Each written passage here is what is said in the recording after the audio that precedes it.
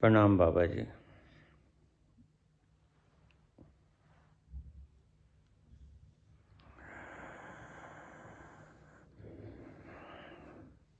Schopenhauer का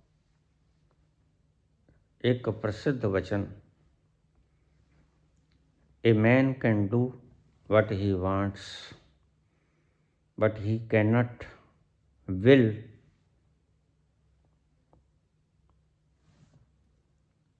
what he wants. Schopenhauer.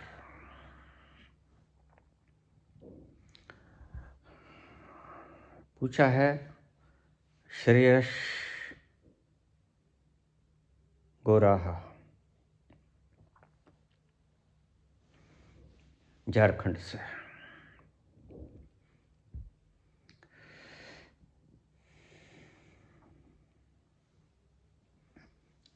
Bihar सदा से चिंतकों की और दर्शनकर्ताओं की भूमि रही है।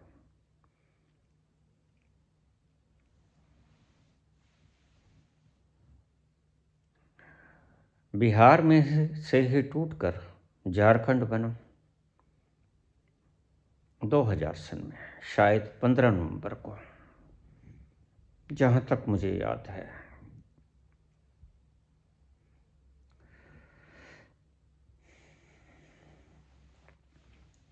बिहार के लोग सदा से ही प्रबुद्ध रहे हैं।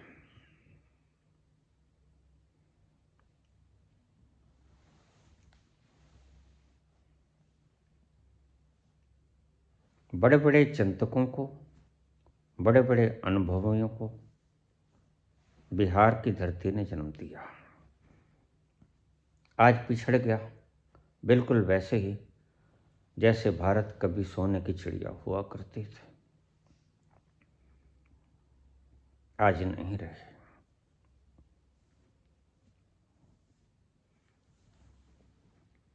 लेकिन उस माटी में आज भी खुशबू है। बिहार से ही अलग हुआ झारखंड। और मैंने पहले भी कहा था, झारखंड के लोग थोड़े से ज्यादा समझदार होते हैं। आइए इनके प्रश्नों को हम उठाएं। एक अच्छा काम हुआ है, वो ये कि प्रश्न पुराणों में से निकल के दर्शन पे आ गए। पहले प्रश्न पुराणों में आते थे, विष्णु कौन, लक्ष्मी कौन, दुर्गा कौन। प्राणपंथी प्रश्न समाप्त हो गए हैं, या कह लो मेरे पास समाप्त हो गए हैं।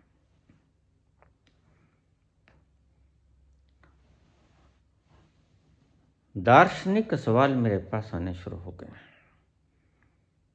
शोपेनहावर का ये शब्द, एक जर्मन दार्शनिक ने 1818 में एक कोट किया और उसी के आधार पे उसकी मान्यता हो गई।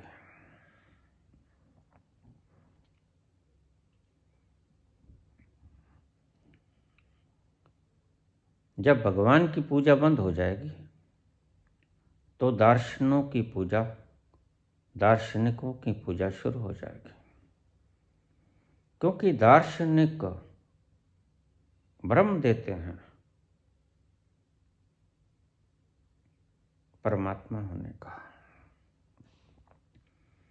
इसलिए बड़े आराम से तुम ओशो की गिरफ्त में आ जाते हो। ओशो एक फिलोसफर है, एमए फिलोसफी का किया, उसके बाद पीएचडी किया। तो जरा सोचिए, फिलोसफर तो एमए का ही मान नहीं होता।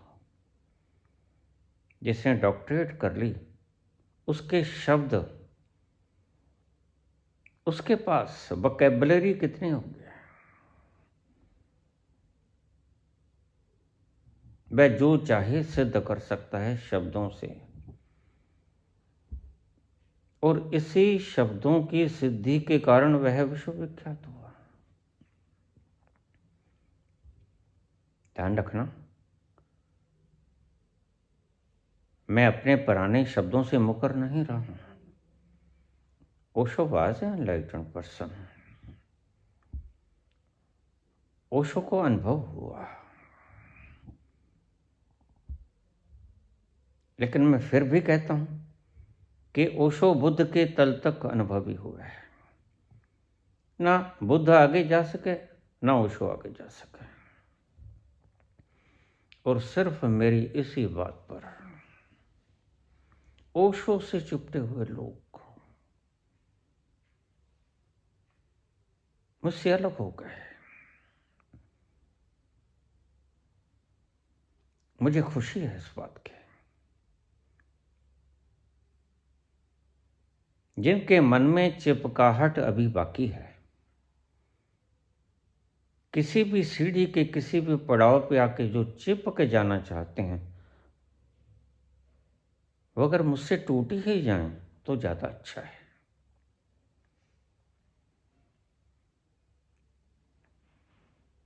क्योंकि चिपकाहट को मैं पसंद नहीं करता। मैं तुम्हें जहां ले जाना चाहता हूं वह पाओगे चिपकाहटों को छोड़कर, और मैं तुम्हें उस तल पर ले जाना चाहता हूं या उस तल की तरफ इशारा करना चाहता हूं जिसके इशारे को तुम तब समझ पाओगे जब सभी चिपकाहटों को दूर कर दोगे, हटा दोगे। Osho was a great philosopher. Schopenhauer भी ऐसे ही फिलोसफर था, जर्मन। 1818 में उसने कोट किया। उसी के आधार पर वो विश्व प्रसिद्ध हो गए।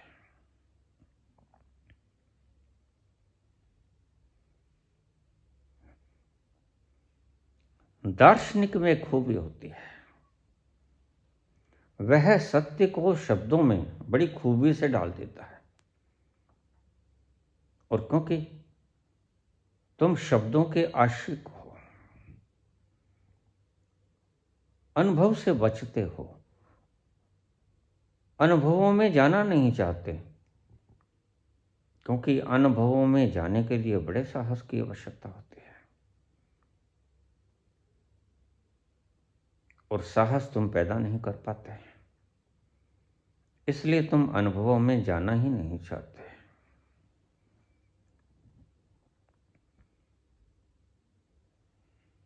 शोपेनहावर का ये शब्द हम समझ लें थोड़ा। मनुष्य जो चाहे वो कर सकता है, ये तो कृष्ण भगवान ने भी कहा, कर्मण्येवाधिकारस्ते। अधिकार कर्म करने का तेरे पास है मानव।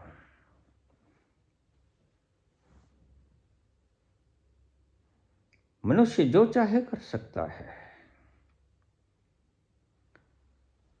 लेकिन करना क्या है इसकी इच्छा नहीं कर सकता। अब ये बात तुम्हें समझ नहीं आएगी।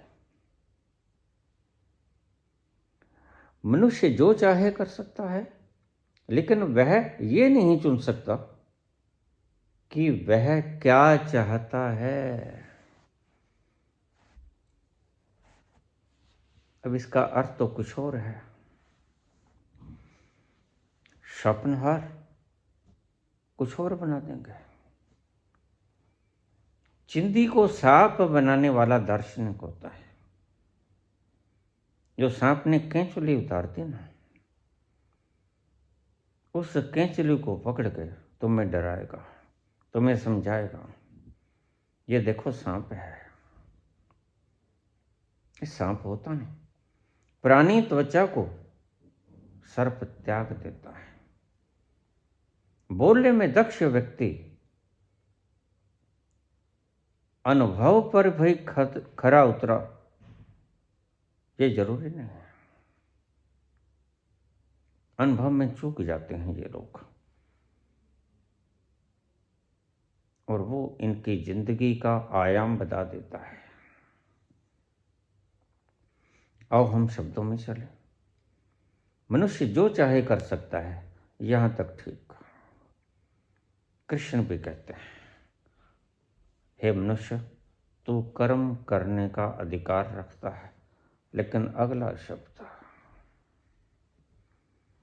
तुम्हें गिच्चा दे देगा। अगले शब्द में यह कहता है, लेकिन वह यह नहीं चुन सकता, ही कैन नॉट चूज, कि वह क्या चाहता है, वट ही वॉन्ट्स। चलो, शोपेनहावर ने अपने ही शब्दों का क्या मतलब दिया, वो शोपेनहावर जाने, लेकिन शब्द बड़ा सुंदर है, मेरे काम आएगा।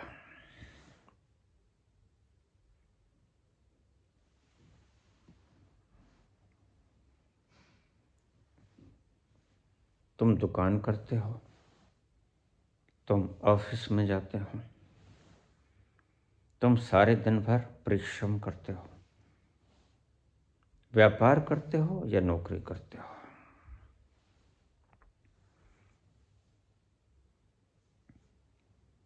तुम काम करते हो सारा दिन, लेकिन तुम्हें यह नहीं पता कि तुम ये काम कर क्यों रहे हो।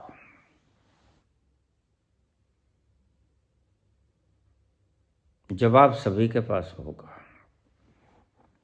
कोई कहेगा बाल बच्चों का पोषण करना है, कोई कहेगा शादी करवानी है। प्रत्येक व्यक्ति अपना अपना तर्क दे देगा, लेकिन वास्तव में तुम्हें पता नहीं कि तुम इतनी सख्त मेहनत, हार्ड तोड़ मेहनत करते क्यों हो। इसका थोड़ा सा जवाब सिगमंड फ्रायड ने दिया, जवाब दिया, करीब आ गया था। वो कहता, मनुष्य जो भी कुछ करता है सारे दिन में, वह गरीब है या अमीर है, मनुष्य अपने सभी कर्मों में काम वासना के इर्द गिर्द घूमता है सारे दिन, अराउंड द सेक्स।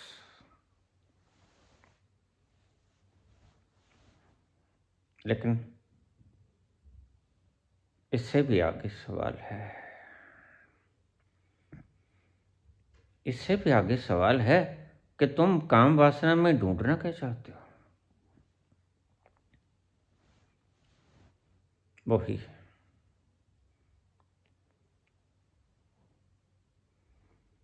फिर वही शाम, वही गम, वही तन्हाई है, फिर वही बात। काम वासना में तुम ढूंढना क्या चाहते हो, जिस काम वासना के अराउंड तुम सारे दिन जी तोड़ मेहनत करते हो। शोपेनहावर हो या कोई भी दार्शनिक हो,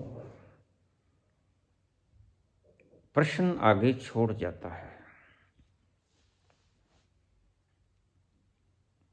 उपनिषद जवाब देते हैं इसका, ऋषि जवाब देते हैं इसका।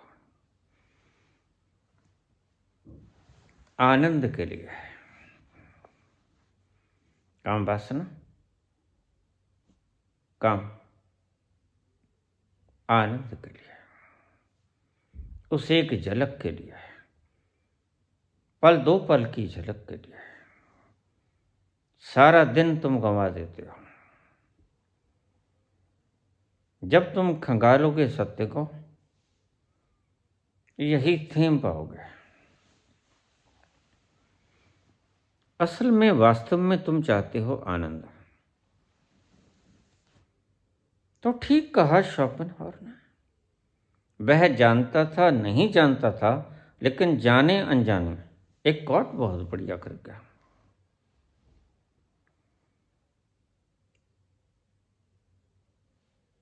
तुम ये नहीं जान सकते कि तुम चाहते क्या हो,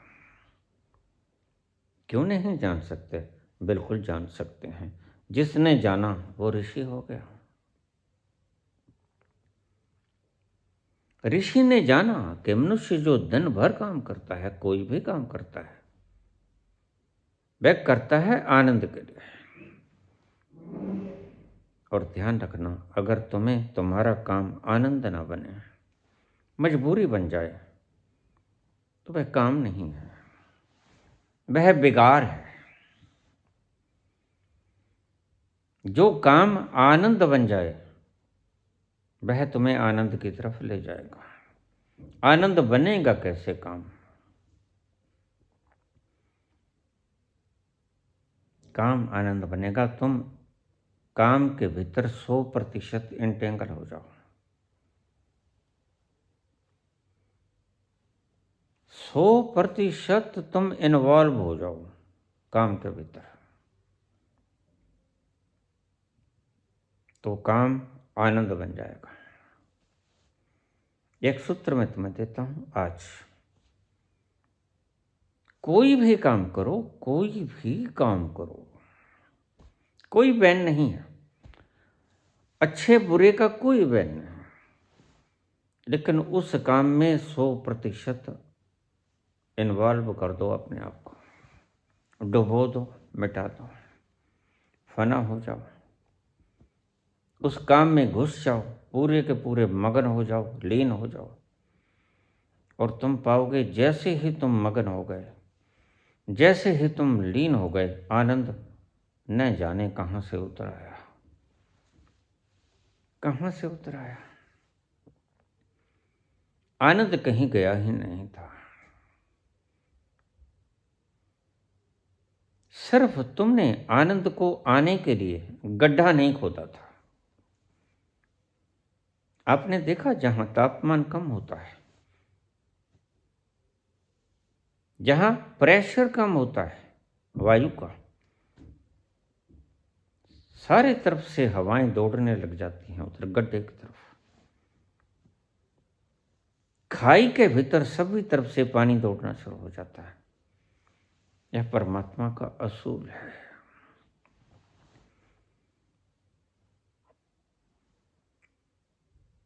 तुम अपने भीतर गड्ढा खोद दो, तुम अहंकार के हिमालयों को इतना ऊंचा उठाए हो और इच्छा किए हो कि ये आसपास का पानी, ये आनंद मेरे में उतर जाए, असंभव है। आनंद उतरेगा, बिल्कुल उतरेगा। आनंद किसी एक व्यक्ति की बपौती नहीं है, सिर्फ उस व्यक्ति की बपौती है जो खड्डा बनने को तैयार है, जो खाई बनने को तैयार है। जो खाई बना, उसमें आनंद उतरा।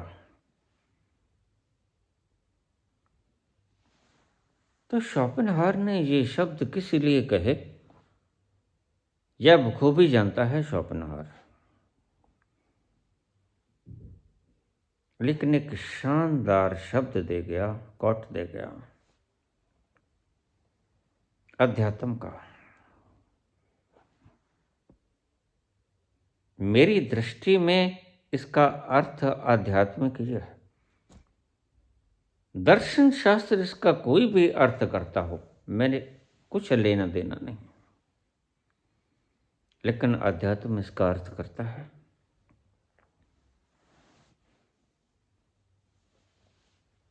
तुमने करना क्या है, चाहत क्या है, ये तुम्हें पता नहीं। तुम करते क्यों हो कर्म, ये तुम्हें नहीं पता। कर्म करते हो,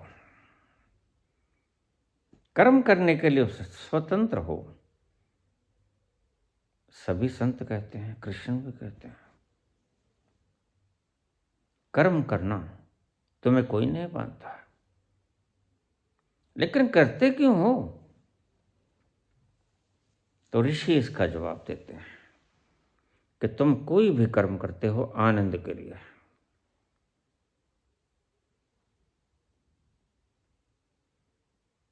और भगवान कृष्ण कहते हैं, मां फलेषु कदाचन, अब हम आधे वाक्य को अगर रख लें तो दूसरे वचन का अर्थ अपने आप निकल आएगा।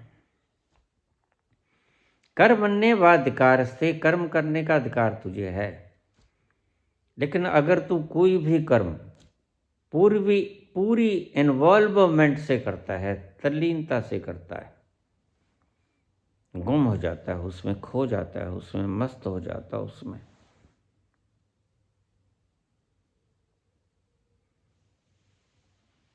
तो फिर फल परमात्मा क्या देगा, मैं तुम्हें अभी से बता देता हूं। कृष्ण ने कहा फल की इच्छा मत कर, लेकिन फल मैं तुम्हें बता देता हूं। अगर तुम कोई भी कर्म पूरी तल्लीनता से करोगे तो उसका फल मिलेगा तुम्हें आनंद। मां फलेषु कदाचन, फल की इच्छा मत कर, कर्म इस ढंग से कर कि कर्म को करने में तू न बचे। कल भी मैंने यही बात कही थी। तुम नाचते हो, नाचने वाला न बचे, नाच बच जाए। तुम लिखते हो,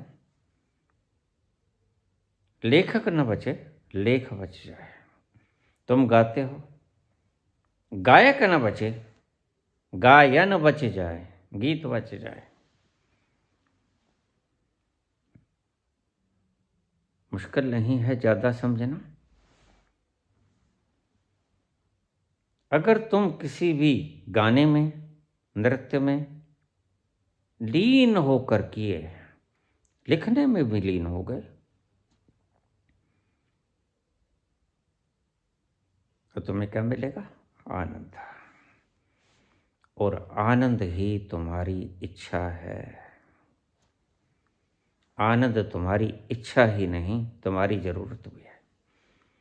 और जो जन्मों जन्मों से तुम भटक रहे हो, एक जन्म से दूसरे, दूसरे से तीसरे, हजारों लाखों जन्म तुम्हारे हो गए, और तुम कहते हो मैं बंधा हुआ हूँ, मुक्त होना चाहता हूँ। बस यही इच्छा है तुम्हारी।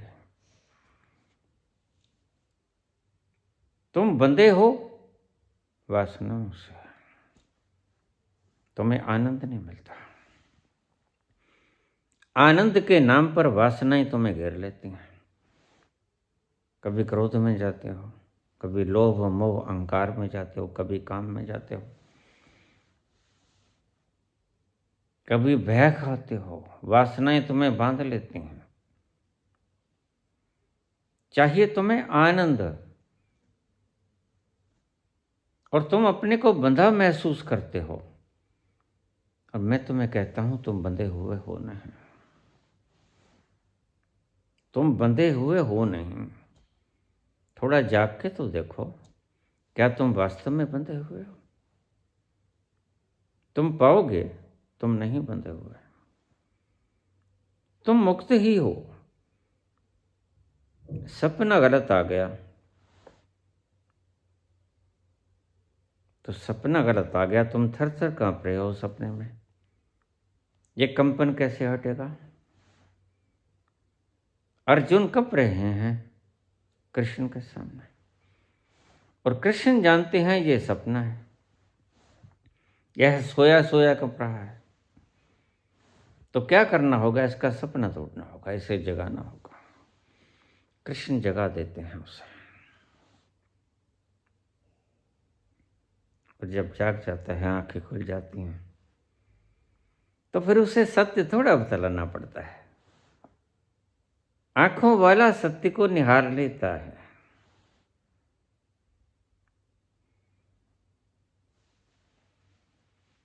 इस स्वप्नहार ने ये शब्द क्यों बोले? यह तो वह जानता है। दार्शनिकों की बातों पर ज़्यादा यकीन मत किया करो। बोलने में दक्ष, वोकैबुलरी के धनी यह व्यक्ति जैसे चाहे सत्य को मोड़ घोड़ सकते हैं, क्योंकि सत्य बड़ा फ्लेक्सिबल होता है। सत्य को शब्दों में ढालना आसान बड़ा है, और दार्शनिकों के लिए तो बहुत आसान हो जाता है। क्योंकि इनको पढ़ाई ही वोकैबुलरी की होती है। शब्द इकट्ठा कर लो, शब्द संग्रहित कर लो।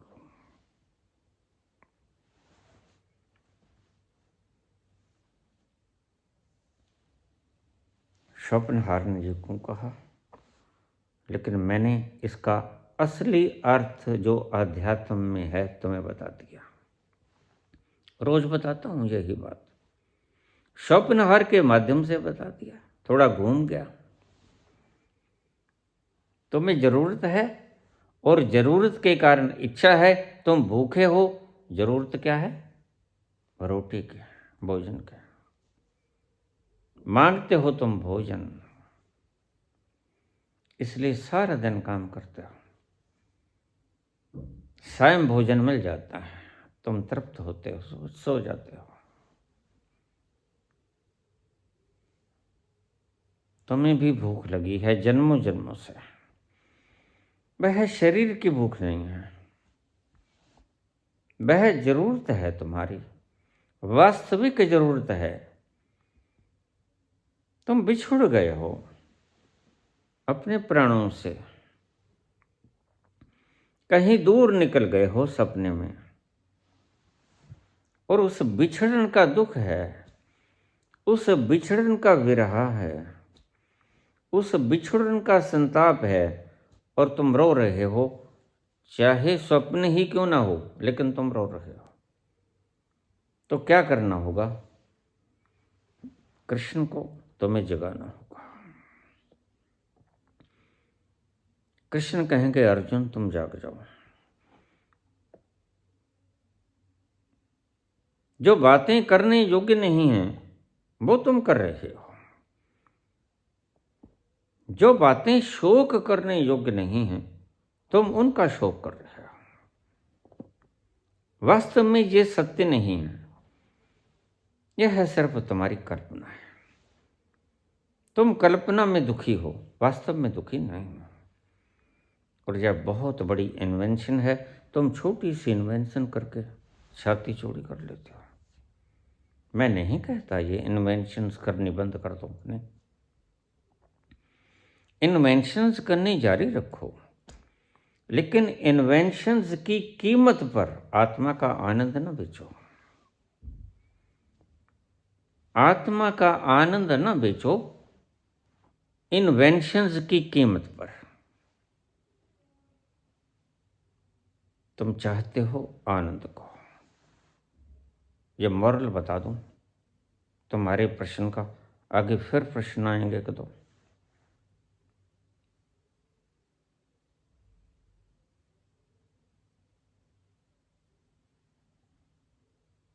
शोपेनहावर दार्शनिक है, और दार्शनिकों की बातों पर ज्यादा यकीन मत करो। मैं कहता हूं यकीन ही मत करो।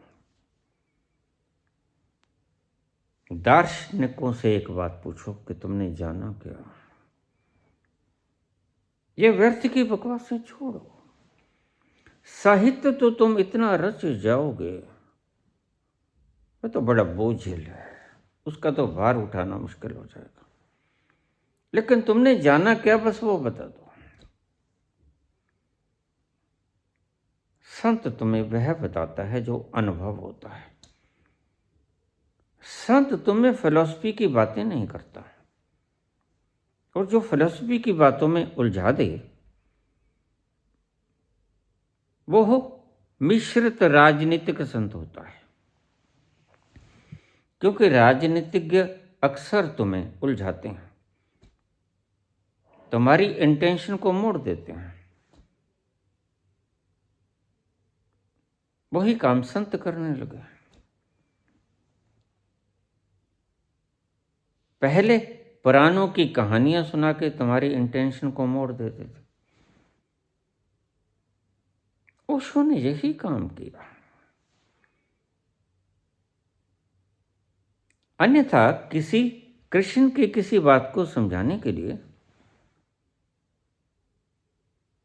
किसी व्यक्ति की जीवनी को खंगालना पड़े, यह हास्यास्पद है। ओशो ने 1 लाख किताबें पढ़ी। अब जो किताबें पढ़ी वो पचेंगी तो है नहीं, क्योंकि किताबें भोजन नहीं है। ये उल्टी होनी ही थी, वमन होना ही था, वॉमिटिंग होनी ही थी, और वॉमिटिंग प्रगाढ़ साहित्य बनकर प्रकट हुई। देखे, मैं बार बार तुमसे कहता हूं, क्योंकि अधूरा रह गया ओशो, अधूरे रहे बुद्ध, पूर्ण हो गए महावीर, पूर्ण हो गए कबीर, नानक और कृष्ण। और मैंने तुम्हें बखूबी समझाया कि कैसे अपने अपने पड़ावों पे खड़े हुए हैं, सीढ़ियों पे। ओशो को मैं कंडेम नहीं कर रहा हूं। किसी को कंडेम्ड करने का अधिकार किसी दूसरे को होता भी नहीं। अपना अनुभव बताने का अधिकार सभी को होता है। अनुभव ही बता रहा हूं। मेरे अनुभव की कसौटी पर जो सत्य उतरता है वो तुम्हें बता रहा हूं। मुझे लोग कहते हैं, बाबा ओशो की बातों में दम दिखाई पड़ता है, लेकिन ओशो की विधियों को करें तो कुछ फल नहीं निकलता। कब वो ठीक कह गए थे, मेरे बाद मेरी विधियों को मत करना, बेकार हो जाएंगी। हाँ, वो ठीक कह गए थे। ओशो के शब्द शास्त्र हो गए, मृत हो गए, और मृत व्यक्ति आपको कोई जवाब नहीं दे सकेगा। इसलिए ओशो ये समझदारी बरत गए। ओशो को पता था मैं अधूरा जा रहा हूं, और मरा कैसे मैंने आपको पहले भी कहा। यह तो मैं वेद नहीं बताऊंगा आपको, क्योंकि आपके समाज में जो माना गया है वो उसकी कसौटी पर इतना बुरी तरह से पिट जाएगा, वो बताना ठीक नहीं होगा। तुम उसके साहित्य को जला दोगे। नहीं, ओशो आज बड़े काम आएंगे।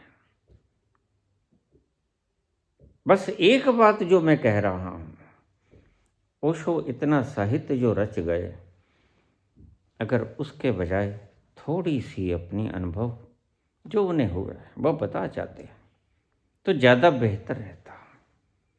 क्या लेना था सैमुअल कांट से, क्या लेना था शोपेनहावर से, क्या लेना था एमिल कांट से, क्या लेना था सभी फिलोसफर से, ओपेनहाइमर से। उनकी कोई आवश्यकता नहीं थी। लेकिन हर बात के अंदर जो समझ नहीं आएगी आपको, कृष्ण ना समझ में आते ही नहीं, कृष्ण समझ में आते ही नहीं। और कृष्ण को समझाने की कवायद में उन बेसमझे ना समझो लोगों की बातों को उठा लेना सटीक भी नहीं है, शुभ भी नहीं।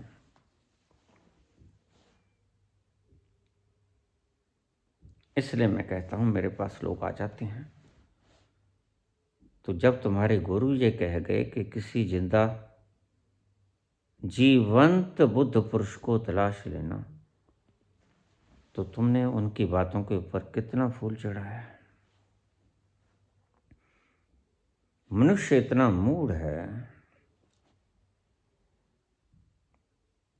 कि मनुष्य का अहंकार कोई ना कोई रास्ता खोज लेता है।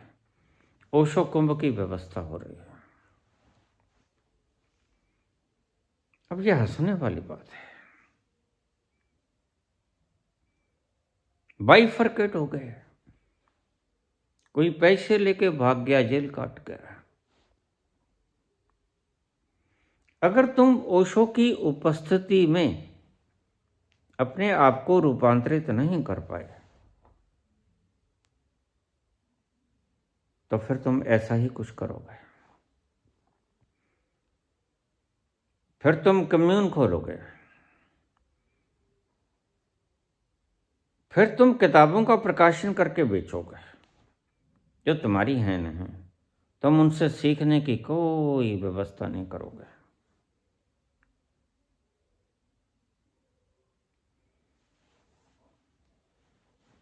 शोपेनहावर ने क्या कहा? मैंने आपको जवाब दे दिया। मनुष्य कर्म करने में स्वतंत्र है, लेकिन उसे करना क्या है इस इच्छा के लिए वो पता नहीं उसे कि मुझे चाहिए क्या, मुझे मेहनत क्यों करनी है, यह वो नहीं जानता। आइए हम दूसरे प्रश्न पर चलें। छोटे छोटे दो प्रश्न। श्रावक के बारे में थोड़ा सा दो अल्फाज में समझा दीजिए और शिष्य के बारे में समझा दीजिए। एक जैन धर्म से संबंधित है, एक सिख धर्म से संबंधित है। श्रावक का मतलब है सम्यक श्रवण। सम्यक श्रवण का अर्थ है तुम असल में जो सुनते हो। अब मैं बोल रहा हूं, तुम सुन रहे हो, लेकिन क्या तुम सुन रहे हो? मेरे बोलने और तुम्हारे सुनने के बीच में 1000 संत खड़े हैं, 1000 शास्त्र खड़े हैं, 1000 कोट्स खड़े हैं, 1000 तुम्हारी मान्यताएं खड़ी हैं। क्या कुछ खड़ा है? क्या मैं जो बोलता हूं वह शुद्ध रूप से तुम तक पहुंचता है? नहीं पहुंचता। बस इसे ही श्रावक कहा है महावीर ने। जो महावीर बोलते हैं वह शुद्धतम रूप में, निरोल शुद्धतम रूप में तुम सुनने की क्षमता से भर जाओ। कोई आड़े ना आए रास्ते में, कोई शास्त्र आड़े ना आए, कोई गीता आड़े ना आए, कोई मंगली काम ना आए, कुछ न अड़े बीच में। सीधी सीधी बात गुरु की और सीधा सीधा शिष्य तक पहुंच जाए, उसे कहते हैं श्रावक। बीच में कोई अड़चन ना हो, कोई बाधा ना बने, कोई शास्त्र बाधा ना बने, कोई गुरु बाधा न बने, कोई तुम्हारा अहंकार या मान्यताएं बाधा ना बने। तुम्हारी मान्यताएं अगर बाधा बन गई तो तुम ठीक से श्रावक नहीं हो।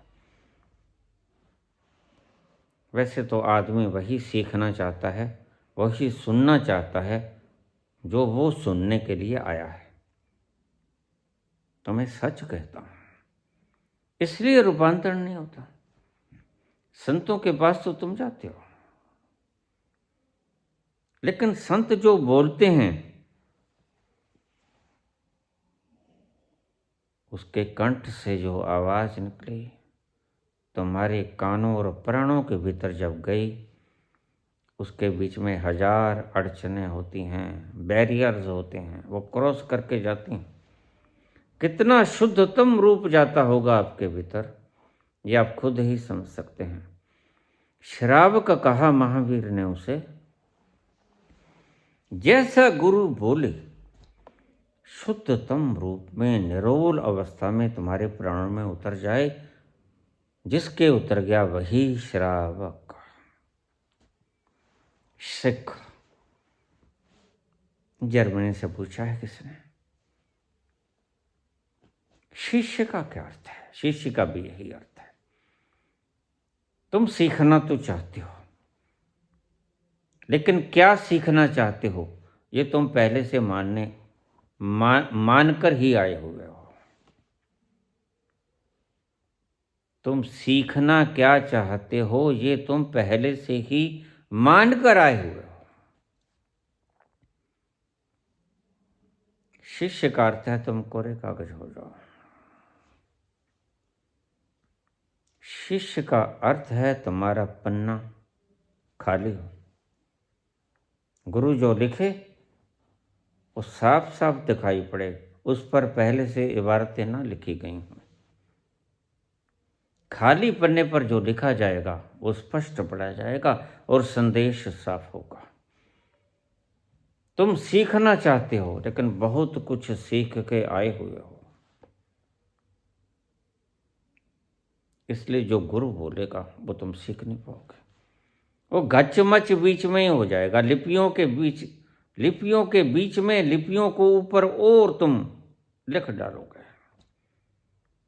कौन से गुरु का क्या लेखन है तुम्हें पता ही नहीं। शिष्य का मतलब है बिल्कुल खाली हो गया। इसलिए मैं तुमसे कहता हूं 12 वर्ष तक किसी व्यक्ति को धर्म की शिक्षा मत देना। 12 वर्ष तक बच्चा बड़ा सेंसिटिव होता है और तुम 12 वर्षों तक ही बच्चे को जो बनाना चाहते हो वो बना देते हो। बच्चे को बेचारे को पता ही नहीं लगता।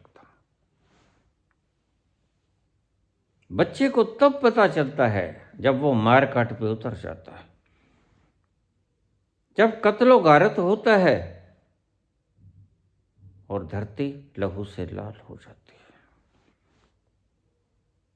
12 वर्ष के बच्चों तक धर्म नाम की कोई चीज नहीं होनी चाहिए। बच्चा खुद अपना धर्म चुने 18 वर्ष की उम्र में जाकर।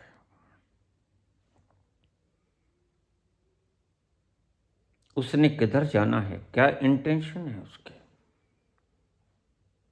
धर्म का अर्थ आनंद तक पहुंचना, और जिस धर्म में आनंद नहीं, रस नहीं, स्वाद नहीं, वो धर्म नहीं है, वो अधर्म है। तुम रसहीन धर्म का प्रचार करते हो और वो फोके शब्द हैं, खोखे शब्द हैं। खोखे शब्द तुम्हारे सबके दिमागों में बैठे हुए हैं। तो श्रावक का अर्थ जो गुरु बोलता है वो ही बिल्कुल वो ही तुम्हारे अंतस में उतर जाए। और शिष्य का अर्थ जो गुरु तुम्हें सिखाना चाहता है वो शुद्धतम रूप में तुम सीख जाओ, बीच में कोई आड़े ना आए। सिख वही जिसके आड़े सिख धर्म की किताबी में नहीं आती। समझना बात को। अगर गुरु ग्रंथ साहब भी तुम्हारे बीच में अड़ गया तो तुम शिष्य नहीं हुए। वह मुसलमान नहीं जिसको सुनने के भीतर कुरान अड़ गई, और वह ईसाई नहीं जिसको सुनने के भीतर बाइबल अड़ गई। वह हिंदू नहीं, वह सनातन नहीं जिसको सुनने के भीतर गीता अड़ गई। धार्मिक ग्रंथ व्यवधान उत्पन्न न करें और आगे बोलने वाला शुद्ध संत हो। ये 2 चीजें निर्भर करती हैं। शिष्य जानना चाहता हो, सीखना चाहता हो, सुनना चाहता हो, और गुरु बोलने का अधिकारी हो, अधिकृत हो। अधिकार कौन रखता है? जो उस तल को छू लिए, जिसने वो रस पी लिए, जो तृप्त हुआ, जिसने वो रस गटक लिया, जो इतना पिया कि तृप्त हो गया, जो झूम रहा है आनंद की मस्ती में, जिसको जीने की इच्छा तक समाप्त हो गई। तो लक्षणों से पहचानना है पहली बात। यही कृष्ण कहते हैं लक्षण।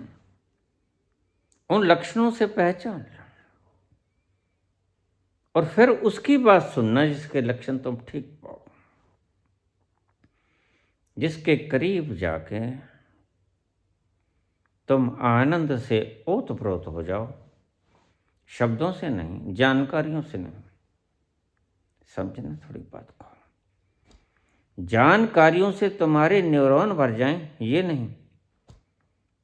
आनंद से तुम्हारे प्राण भर जाएं, ये। फिर समझ लो इस बात को। जानकारियों से तुम्हारे न्यूरॉन्स भर जाएं, ये नहीं। जिस गुरु के पास जाकर आनंद से ओतप्रोत तुम्हारे प्राण हो जाएं, वो गुरु है। जहां आनंद नहीं वो रूखा सूखा रेगिस्तान, मरुस्थल। जमीन तो है लेकिन उपजता वहां कुछ नहीं। जो रस से ओतप्रोत हुआ। इसलिए उपनिषद में एक शब्द कहा, और दो शब्द का परमात्मा का अर्थ सिर्फ उपनिषद में ही मिलेगा आपको। रसो वैसा, वह रस है। मैं रोज कहता हूं, तुम कितने शिष्य हुए जब तुम्हारा गुरु तुम्हें कह गया कि जीवत गुरु को तलाश लेना, और तुम ओशो कुंभ की तैयारी कर रहे हो। तुमने बाइफरकेशन कर ली, तुमने भाग बांट लिए, तुम किताबें बेचने लगे। तो फिर जो ओशो ने कहा वो तुम चूक गए, और ओशो उस तल पर पहुंच गए जिस तल से थोड़ा सा आगे जाकर, बस 2 कदम दूर, परमात्मा होने के 2 कदम दूर,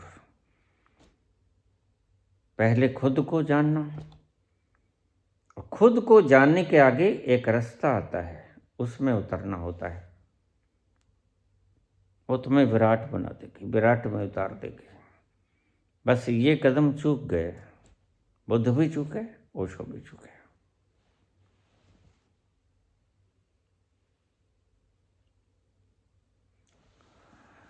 श्रावक और शिष्य। आगे तीसरा प्रश्न ले लें।